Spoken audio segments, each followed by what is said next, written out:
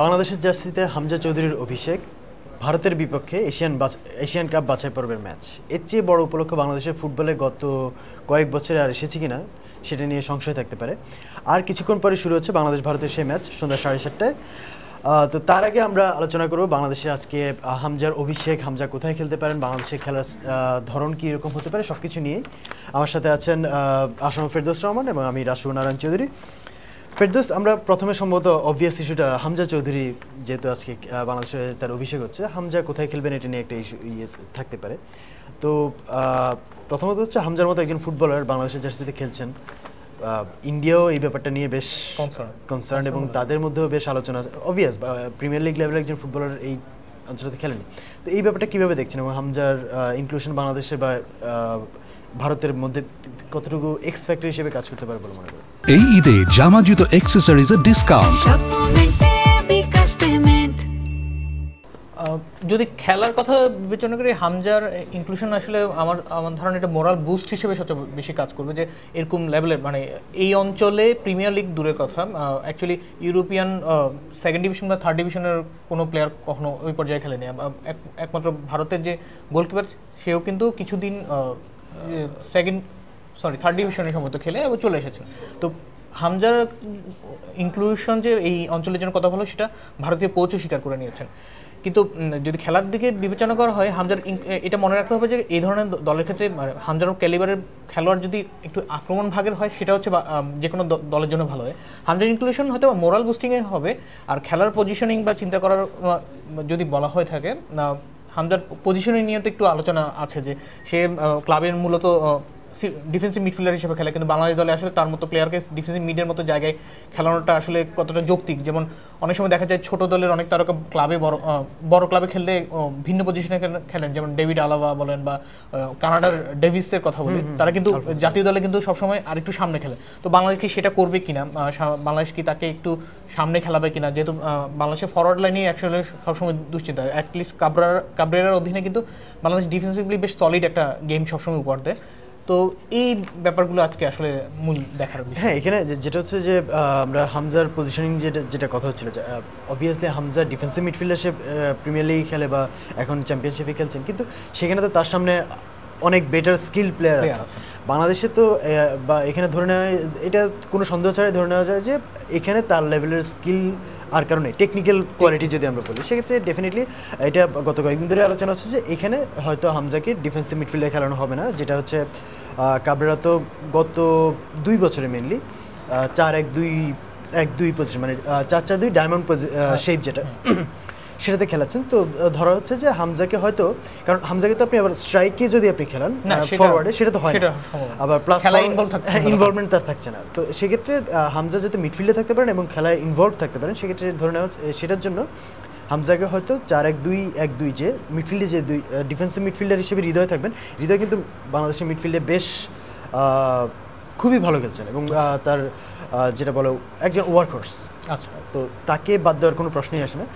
তো সেক্ষেত্রে হামজাকে হয়তো যেটা ধারণা শোনা যাচ্ছে সেটা হচ্ছে যে হৃদয়ের সামনে যে দুইজন, তাতে রাইট সাইডের যে মিডফিল্ডার, যেটা আমরা হয়তো বলতে পারেন যে একটু ভিন্ন ভূমিকায় কেভিন ডি ব্রুইনে, বা আমরা যদি এখানকার ইয়ের সাথে তুলনা করি, লিভারপুলে ইউরোপিয়ান ক্লাবের লিভারপুলে জর্ডান হেন্ডারসন যে রোলটাতে ছিলেন রাইট সাইডের মিডফিল্ডে, তিনি ফেদেভালভার্দে, হ্যাঁ, তো সেই জায়গায় হয়তো ভূমিকাটা একটু ডিফারেন্ট থাকবে, বাট সেরকম একটা পজিশনে খেলানো হতে পারে।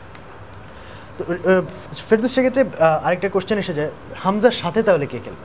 এটা তো অবভিয়াসলি বাংলাদেশ, হামজা যখন আসছিলেন তখন তো একটা বড় কোশ্চেন ছিল, হামজা প্রিমিয়ার লিগ প্লেয়ার, এটা তার স্কিল নিয়ে কোনো সন্দেহ নেই, কিন্তু বাংলাদেশের বাকি যে প্লেয়ার, নট ডিসরেসপেক্টিং দেম, তাদের মান তো যে ডিফারেন্ট, এটা তো স্বীকার করে নিতে কোনো সমস্যা, কিন্তু তারা হামজার সাথে কতটা মানিয়ে নিতে পারবেন, এই ইস্যুটাই হচ্ছে এখন সবচেয়ে বড় আলোচনা। খুব বেশি কিন্তু প্র্যাকটিসের সুযোগও বাংলাদেশ পায়নি। তো সেক্ষেত্রে হামজার সাথে কারা খেলবেন সেটা নিয়ে কিন্তু একটা ডিসকাশন। আপনার কি মনে হচ্ছে হামজার সাথে কাকে নেওয়া হতে পারে? গত কিছুদিন ধরে কিন্তু আমাদের অধিনায়ক কিন্তু দলে ওভাবে সুযোগ পাচ্ছেন না, মানে জামাল ভাইয়া। কিন্তু যদি সব কিছু বিবেচনা করা হয়, যেভাবে প্রেসে যেভাবে তাকে আনা হয়েছে, তাদের দুজনকে যেভাবে দেখানো হয়েছে, বা ভারতের এগেইনস্টে জামালের উচিত পারফরমেন্স যদি আমরা বিবেচনা করি, আমার ধারণা এই ম্যাচের জন্য জামালকে হয়তো বা সুযোগ দেওয়া হতেও পারে। সম্ভাবনা খুব কম, গত কয়েকটা পারফরমেন্স হয়তো বিবেচনা করলে হয়তো সম্ভাবনা খুব কম, কিন্তু যদি বিবেচনা করে যে সিডিএম হিসেবে যদি হৃদয় থাকে, তাহলে হামজার পাশে বাংলাদেশে আসলে ওই ধরনের মিডফিল্ডার যদি বলা হয়ে থাকে, তাহলে এখনও পর্যন্ত যদি পাসিং স্কিলটা বলি লং রেঞ্জ পাসিং বলে থাকে, সেক্ষেত্রে কিন্তু জামাল ভুঁইয়া বেশ ভালো। হয়তো বা গত কিছুদিনে সে ক্লাবে ফর্মে নেই, ফিটনেসে একটু সমস্যা আছে, এই প্রিমিয়ার লিগে তাকে নিয়মিত সে দলই পায়নি অ্যাকচুয়ালি। কিন্তু যেহেতু প্রেজেন্টেশন বলি বা পারফরমেন্সে বলি বা যে ভিডিওগুলো ট্রেনিংয়ে এসেছে, সেখানেও দেখা যায় হামজার আশেপাশে কিন্তু জামাল ভুঁইয়াকে দেখা যাচ্ছে। তো আমার মনে হচ্ছে হয়তো বা জামালকে বাজিয়ে দেখা হতে পারে, অথবা হ্যাঁ এমনও হতে পারে যাকে বদলি হিসেবেও নামানো হতে পারে।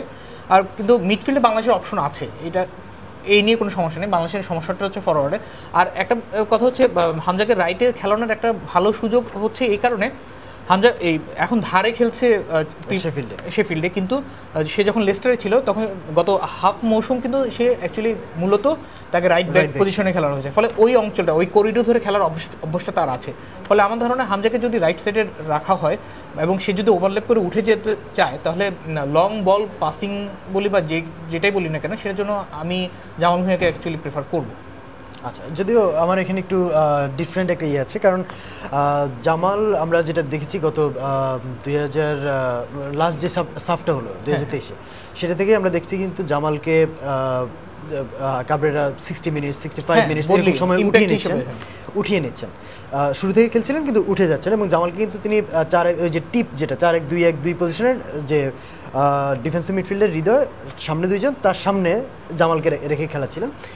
তো এবং ডিফেন্সিভ মিডফিল্ডে কিন্তু মেইনলি সোহেল রানাকে খেলানো ছিল। অ্যাকচুয়ালি জামাল আসার আগে দুই সোহেল, সিনিয়র সোহেল এবং জুনিয়র সোহেল, দুইজনকে খেলানো ছিল। তো এখন জামালকে খেলানো ছিল দুই সোহেলের সামনে। তো এখন সেই জায়গাটায় জামালের যেহেতু গত 6 মাস ধরে তিনি লিগে টিমই পাননি, এবার লাস্ট জানুয়ারিতে তিনি ব্রাদার্সে যোগ দিয়েছেন, সেখানে মাত্র একটা ম্যাচ খেলেছেন। 6-7 মাস ধরে জামাল মাত্র একটা ম্যাচ খেলেছেন, এবং ইন্ডিয়ার মতো একটা ম্যাচ যেখানে তারা সুনীল ছেত্রীকে ফিরিয়ে এনেছে এই ম্যাচের জন্য। আমার ধারণা সেটা হামজা চৌধুরীর কারণে ফিরিয়ে এনেছে। হামজা চৌধুরী যখন করেছেন, বাংলাদেশ টিমে আসা কনফার্ম হয়ে গেছে। এনিওয়ে, সেটা নিয়ে আমরা একটু পরে কথা বলবো। তো আমার ধারণা এখানে জামালের জায়গায় সোহেল রানা, সিনিয়র সোহেল যেটা, তার খেলাটা আমার মনে হয় অনেকাংশে নিশ্চিত। মানে হৃদয়ের ওই পাশে হামজা আর এই পাশে সোহেল রানা, তার সামনে টিপে কে খেলবেন এটা নিয়ে কিন্তু একটা ডিবেট আছে। আমরা একটু কিন্তু একটা গুরুত্বপূর্ণ কারণ হচ্ছে বাংলাদেশে কিন্তু গোল অ্যাকচুয়ালি সামনের দুই ফরওয়ার্ড নেই, আমাদের গোল কিন্তু করছে ইদানিং হচ্ছে যে এই ডায়মন্ডের যে কারণে ইদানিং জাতীয় দলে গোল হলে দেখা যায় যে মোরসালিনের নামটা আসে, কারণ মোরসালিন ওই পজিশনটা খেলে। তো এই কিন্তু মজার ব্যাপার হচ্ছে মোরসালিন কিন্তু গত কিছুদিন ধরে ক্লাবে নিয়মিত সময় পাচ্ছেন, এবং সেই জায়গায় যে দুঃসংবাদের কথা বলছিলেন। আচ্ছা, যে দুঃসংবাদ সেটা আমরা একটু আগে দুঃসংবাদ পেলাম যে কাজেম শাহ তিনি চোটের কারণে ছিটকে গেছেন লাস্ট মোমেন্টে এসে। এবং একটু আমরা গত কিছুদিন ধরে একটা নিউজ শোনা যাচ্ছিল যে সৌদি আরবে যখন বাংলাদেশ টিম প্র্যাকটিস করেছে, 4-1-2-1-2 ডায়মন্ডের চূড়ায় যেটা টিপ, সেখানে কাজেম শাহকে রেখেই প্ল্যান করা হচ্ছিল। সেই কাজেম শাহ হ্যামস্ট্রিংয়ের ইঞ্জুরি নিয়েই ভারতে গেছেন সম্ভবত। সেই কারণেই কাবরেরা 23 জনের জায়গায় 24 জনের টিম নিয়ে গেছিলেন, যে যদি কাজেম শাহ ফিট থাকেন তাহলে কাজেম শাহ খেলবেন, কাজেম শাহ ফিট না হলে সেক্ষেত্রে কাজেম শাহ বাদ পড়বেন। তো কাজেম শাহ আজকে জানিয়ে দিয়েছেন তার ইঞ্জুরি আরও বেড়েছে, সেখানে তিনি খেলছেন না। এখন কিন্তু এই জিনিসটা খুব বড় ইন্টারেস্টিং একটা পয়েন্ট হয়ে গেছে, তাহলে কে খেলবেন ওই জায়গাটায় কাজেম শাহের জায়গায়?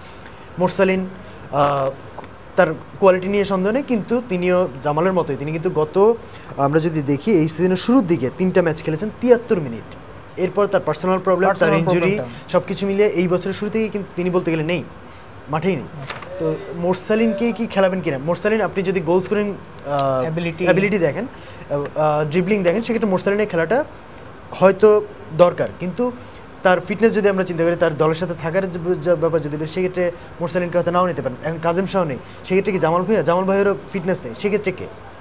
তো এই জায়গাটা একটা কিন্তু খুব ইন্টারেস্টিং একটা পয়েন্ট হয়ে দাঁড়িয়েছে। তো এই ক্ষেত্রে আপনার কী মনে হচ্ছে বাংলাদেশ কাকে নিতে পারে? এখানে কিন্তু একটা ইন্টারেস্টিং পয়েন্ট হচ্ছে বাংলাদেশ কোন স্টাইলে খেলবে সেটার উপর ডিপেন্ড করবে। বাংলাদেশ কিন্তু যদি বাংলাদেশ একটু যেটা আমরা বলি সিট ডিপ, যে একটু ডিফেন্সিভ রেখে আমরা কাউন্টার অ্যাটাকে যাব, বাংলাদেশ কিন্তু সেভাবেই খেলাতে। কারণ দুই ফরওয়ার্ড আমরা যদি দেখি, ফাহিম এবং রাকিব দুজনে কিন্তু বেশ স্পিডি। তো বাংলাদেশ যেটা অনেকদিন ধরে খেলছে সেটা জেমিডের সময় থেকে, যে মিডফিল্ড কিছুটা ইয়ে করে নাবিন জীবন অনেকদিন একটা ইম্পর্টেন্ট পার্ট ছিল, লং বলে চলে যাওয়া। এবং কাবরের আসার পর যেটা হচ্ছে বাংলাদেশ কিন্তু অনেকটা মিড ব্লকে খেলে দুই উইং দিয়ে বলটা ছেড়ে দেওয়া যেটা, এবং এই ক্ষেত্রে সেক্ষেত্রে কি বাংলাদেশ এই কৌশলে যেতে পারে কিনা, গেলে সেক্ষেত্রে ওই কে খেলবেন ওই জায়গাটা, কি হামজা সরি জামাল না মোরসালিন নাকি অন্য কেউ? এখন সমস্যা হচ্ছে যে জামালের ক্ষেত্রে যে সমস্যাটা সেটা তো মোরসালিনের ক্ষেত্রে আছে, কিন্তু এইসব ক্ষেত্রে যে বড় ম্যাচের ক্ষেত্রে দেখা যায় যে কোচকে দেখা যায় যে অতীত পারফরমেন্সের উপর একটু ভরসা করতে দেখা যায়। তো মোরসালিন তার হয়ে পারফর্ম করেছে, কিন্তু এখন অনেকটা কিছুটা ব্যাপার হচ্ছে ট্রেনিংয়ে কী হচ্ছে সেটা কিন্তু কোচ সবচেয়ে ভালো জানে, আমরা কিন্তু বলতে পারছি না। আর বাংলাদেশের যেহেতু উইঙ্গারদের যেটা হচ্ছে তারা কখনোই খুব একটা গোল স্কোরিং না। আবার এটাও মাথায় রাখা উচিত যে প্রথমে মনে হয়েছিল সুনীল ছেত্রীকে তারা ফেরাচ্ছে আসলে ভারত সম্ভবত স্টান্টবাজি করছে, বা ওরা এত বড় একটা তারকাকে নিয়ে এসেছে, আমরা তাহলে আমাদের সবচেয়ে বড় আমাদের ইতিহাসের সবচেয়ে সেরা প্লেয়ারটাকে আবার ফিরিয়ে আনি। কিন্তু মালদ্বীপের সঙ্গে কিন্তু সুনীল ছেত্রী দেখেছে যে স্ট্যান্ডবাজি হোক আর যাই হোক, সুনীল ছেত্রী কিন্তু এখনও খেলোয়াড় হিসেবে বেস্ট। তো এটা এবং তারা বিভিন্নভাবে বাংলাদেশকে প্রস্তুতিকে যেভাবে বাধা দেওয়ার চেষ্টা করেছে তাদের বোঝাই যাচ্ছে ভারত অল আউট অ্যাটাকেই যাবে। তো এমন একটা পজিশনে অ্যাকচুয়ালি বাংলাদেশের জন্য এই ম্যাচটাকে আসলে জিততেই হবে এমন চিন্তা মাথায়, জিতলে ভালো, কিন্তু আসলে এর চেয়ে ভালো হবে যে অন্তত একটা ড্র নিয়ে ফেরত আসার চিন্তাটা করা। আর সেই চিন্তা করলে আমার ধারণা ওই আমাদের ওই ন্যাচারাল ফরমেশনটা ধরে রেখে সেভাবে খেলার চেষ্টা করা, কিন্তু সেটার জন্য যদি দেখা যায় যে মোরসালিন এবং জামাল ভাই দুজনকেই খেলাতে হয় এবং ভারসাম্য নষ্ট হয়ে যায়, তার চেয়ে তুলনায় মনে হচ্ছে যে 4-5-1 যে ফরমেশনের কথা বলছিলেন, যে ওই যে আলামিনকে সামনে রাখা, যে আলামিনকে সামনে রাখলে যে সে ফর্মে আছে, ক্লাবে গোল পাচ্ছে, এবং সেটা 4-5 ফরমেশনটা ইউজ করলে হয়তো বা মিডফিল্ডে আমাদের প্লেয়ার বেশি থাকার কারণে এবং বলটা হোল্ড করে উইং দিয়ে উঠে যাওয়ার যে সুযোগটা সেটাও কাজে লাগানো যেতে পারে। হ্যাঁ, আলামিনের ব্যাপারে ইন্টারেস্টিং। আলামিন বাংলাদেশ পুলিশের হয়ে এবার লিগে 10 ম্যাচ খেলেছেন, তাতে 7 গোল, এবং যেটা হচ্ছে বাংলাদেশের লিগে বাংলাদেশি যারা প্লেয়ার তাদের মধ্যে কিন্তু তার গোল সবচেয়ে বেশি, এবং সব প্লেয়ার মিলিয়ে জয়েন্ট সেকেন্ড, মানে 7 গোল তার, 7 গোল আরও 2 জনের আছে, আর এর চেয়ে বেশি গোল শুধু আছে 12 গোল স্যামুয়েল বোয়াটেং রহমতগঞ্জে। তো এবং আলামিন বেশ ফর্মে আছেন, সেটা নিয়ে কোনো সন্দেহ নেই। এখন এই ক্ষেত্রে এটা কিন্তু কোচের একটা খুব বড় ডিলেমা, যে এরকম একজন প্লেয়ার যে এখনও বাংলাদেশ দলে প্রুভেন না, তাকে আমি এত বড় ম্যাচে হঠাৎ করে নামিয়ে দেবো। যে কারণে মোরসালিন আর জামাল ভাইয়ের কথা, মোরসালিনের কথা, জামাল ভাইয়ের কথা আসছিল। ফেরদৌস, ইন্ডিয়ার ইয়েটা কীভাবে দেখছেন? কারণ ইন্ডিয়া ছেত্রীকে ফিরিয়েছে। ছেত্রী তো আমরা যেটা জানি, ছেত্রীর কিন্তু একটা বড় স্ট্রেংথ হচ্ছে 2 সেন্টার ব্যাকের পাশ দিয়ে যে অফ দ্য বল যে রান মুভমেন্ট, বা ব্লাইন্ড যে ডিফেন্ডার ব্লাইন্ড সাইড দিয়ে যে রানগুলো, এবং মালদ্বীপের এগেনস্টে সে যে গোলটা করেছে লাস্ট ম্যাচে, এটা কিন্তু ইন্টারেস্টিংলি মালদ্বীপের এগেনস্টে এই জয়টা কিন্তু ভারতের যে নতুন কোচ মানোলো মার্কেস তার আন্ডারে ভারতের প্রথম জয়, এবং ভারত 2024 সালে কিন্তু কোনো জয় পায়নি। 400 কতদিন পর যেন 489 দিন পর এই প্রথম ভারত ম্যাচ জিতেছে, এবং সেটাও ছেত্রী ফেরত। ছেত্রী যখন অবসর নিয়ে চলে গেছেন গত জুনে, তারপর কিন্তু ভারতের পারফরমেন্স বেশ ডিসজয়েন্টেড, যেটাকে আমরা বলি। ভারতের খেলার মধ্যে কোনো খুব একটা ছন্দ ছিল না, কারণ একটা ফোকাল পয়েন্ট ছিল না বলে। ছেত্রী আসার পর তার যে মুভমেন্ট, সেটা বাংলাদেশের জন্য একটা বড় মাথা ব্যথার কারণ হতে পারে। সেক্ষেত্রে ভারতের কিন্তু একটা বড় নেগেটিভ সাইড হচ্ছে, ভারত মালদ্বীপ ম্যাচেই তাদের ব্র্যান্ডন ফার্নান্দেজ, তাদের যে কী বলে যে বল ক্যারিয়ার যে ছিল অ্যাকচুয়ালি, তাকে ইনজুরির কারণে হারিয়ে ফেলেছে। তো তার না থাকায় হয়তো ফারুক চৌধুরী খেলতে পারেন, ফারুক চৌধুরী খেলতে পারেন। তো সেক্ষেত্রে ছেত্রীর আশা এবং ব্র্যান্ডন ফার্নান্দেজের না থাকা, সেক্ষেত্রে ভারত কি অ্যাটাকিং ফুটবলে যাবে, নাকি ভারতও বাংলাদেশকে, যে বাংলাদেশ অ্যাটাকটা ইনিশিয়েট করুক, তারা কাউন্টার অ্যাটাকে যাবে? কী মনে করছে? এটা একটা ইন্টারেস্টিং কারণ হচ্ছে বাংলাদেশের বিপক্ষে তারা, আমার ধারণা অ্যাটলিস্ট গ্যালারি হোক বা দর্শকের কারণে হোক বা জয়ের জন্য হোক, অ্যাটলিস্ট প্রথম 10-15 মিনিট তারা অ্যাটাক করবে বলে আমার ধারণা। এরপরে ম্যাচ সিচুয়েশনের উপর ডিপেন্ড করবে, কিন্তু আমার মনে হচ্ছে ছেত্রীকে ফেরানো এবং তাদের যে লিস্টন কোলাসের একটা ইন্টারেস্টিং ব্যাপার দেখলাম, যে মালদ্বীপের বিপক্ষে গত 4 বছর ধরে জাতীয় দলে খেলছে, কিন্তু মালদ্বীপের বিপক্ষে প্রথম গোল পেয়েছেন। কিন্তু একটা ইন্টারেস্টিং ব্যাপার হচ্ছে, সে তার গোল করার জন্য খুব একটা বিখ্যাত না তিনি। এই মৌসুমে পুরো লিগে তিনি মাত্র 4 গোল করেছেন প্রায় 22 ম্যাচে। কিন্তু এই কোলাসোর একটা বাংলাদেশের ফুটবলে তার নামটা বেশ পরিচিত, কারণ হচ্ছে এই বসুন্ধরা কিংসের বিপক্ষে তার হ্যাট্রিক করার রেকর্ড আছে। এবং মজার ব্যাপার হচ্ছে সে খুবই ট্রিকি উইঙ্গার, খুবই পেসি, এবং তার শট খুবই গতিময়, এবং তাতে একটা রেকর্ডও আছে যে বিশ্বের সবচেয়ে 6ষ্ঠ দ্রুততম শটের গোল। এবং মজার ব্যাপার হচ্ছে বাংলাদেশের ডিফেন্সে কিন্তু বসুন্ধরার কিংসেরই খেলোয়াড়ে ভর্তি, ফলে এটা একটা মেজর ফ্যাক্টর হয়ে যেতে পারে। কিন্তু ছেত্রীকে কাজে লাগাতে চাইলে অল আউট অ্যাটাকে যাবে বলে আমার মনে হয় না, তারাও হয়তো বা গোছানো আক্রমণে যাবে। তবে যদি আমি কোলাচোর মতো কাউকে ইউজ করতে চাই তাহলে আমি হয়তো বা প্রতি আক্রমণকেই বেছে নিতাম। কিন্তু আবার ছেত্রী এবং মালদ্বীপের বিপক্ষে তারা সম্ভবত সবগুলো গোল হেড থেকে গোল করেছে। এই ব্যাপারটা কি একটু জানাবেন, মানে তাদের হঠাৎ করে এই হেডের প্রতি মানে বাড়তে? আচ্ছা, এটা কিন্তু মানলো মার্কেজ আসার পর এই জিনিসটা ভারতের খেলাটা যেটা হয়েছে অনেক বেশি উইং নির্ভর, যেটা হচ্ছে উইংয়ে যাবে, উইং থেকে একটা ক্রস যাবে বা ওইরকম যে ফুটবলটা এটাই হচ্ছে বেশি। এবং তাদের কর্নার বা এটা আমরা একটু পরে আলোচনায় যাওয়ার প্ল্যান ছিল, সেটা হচ্ছে বাংলাদেশ হেড বা ভারতের কিন্তু মার্কেসের আন্ডারে যত গোল করেছে তার 60% হচ্ছে কর্নার থেকে। আর্সেনাল বলা যায়, আর্সেনাল দক্ষিণে আর্সেনাল। তো যেটা হচ্ছে যে ভারতের ডিফেন্স আপনি যদি দেখেন, ভেকের কিন্তু হাইট প্রায় 6 ফিটের কাছাকাছি, কিন্তু তার সবচেয়ে বড় স্ট্রেংথ হচ্ছে সে জাম্পটা করতে পারে খুব ভালো, যেটা আমরা রোনালদোর ক্ষেত্রে বলি। রোনালদো তো হাইটও অনেক বেশি এবং সে জাম্প করতে পারে অসাধারণ।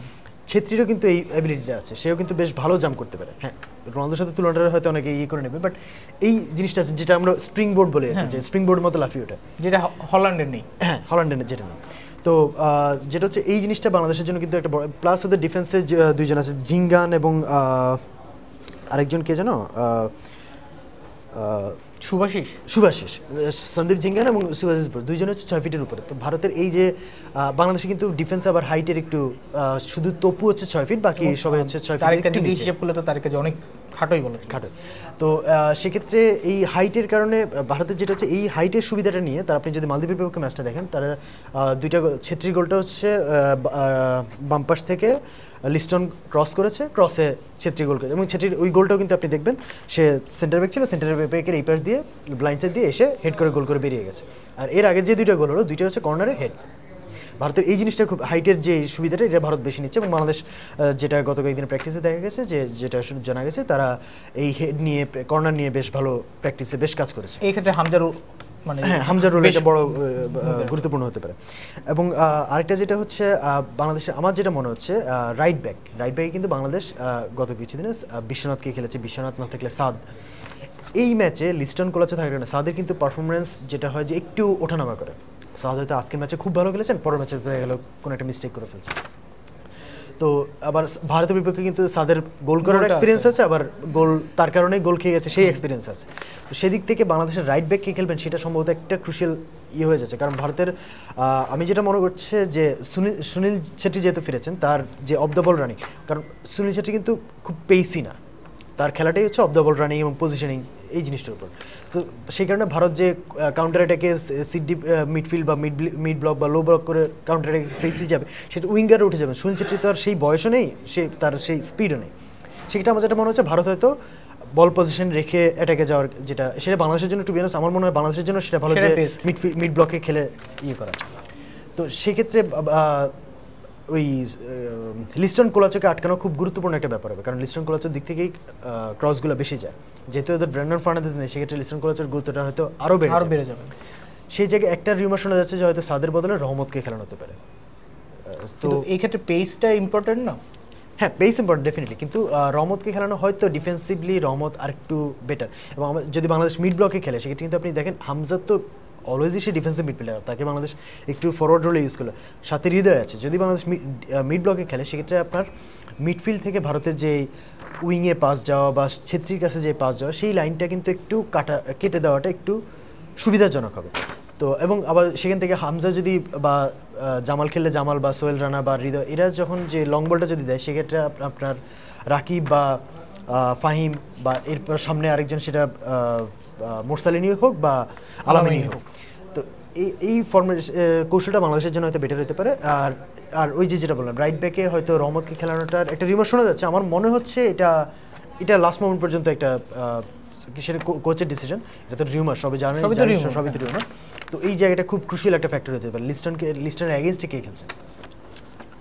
আচ্ছা, সব কিছুই আলোচনা হচ্ছে, কিন্তু শেষ পর্যন্ত আসলে মাঠে কি হবে সেটা তো অনেকটা নির্ভর করছে কোচ এবং খেলোয়াড়ের উপর। কোচ কোন স্কোয়াড দেন এবং সেই পরিকল্পনা অনুযায়ী সাজানো যায় কিনা, এবং শেষ পর্যন্ত ভারতের সঙ্গে আসলে বাংলাদেশের খেলাটা সবসময় যেটা হয় যে দুই দলের মধ্যে এখন ইদানিং কিন্তু অনেক বড় গ্যাপ, র্যাঙ্কিং বলি বা অনেক কিছু, কিন্তু যখন ম্যাচটা হয়ে যায় তখন দেখা যায় যে দুই দলই কীভাবে যেন প্রায় সমান কাতারে চলে আসে।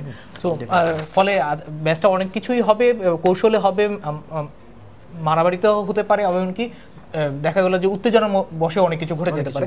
কিন্তু সবকিছুই হোক, কিন্তু শেষ পর্যন্ত বাংলাদেশ অন্তত একটা হামজাকে তার অভিষেকে একটা ভালো একটা মনে রাখার মতো কিছু পারফরমেন্স উপহার দিক, এটাই আমাদের চাওয়া। ধন্যবাদ। ধন্যবাদ সবাই।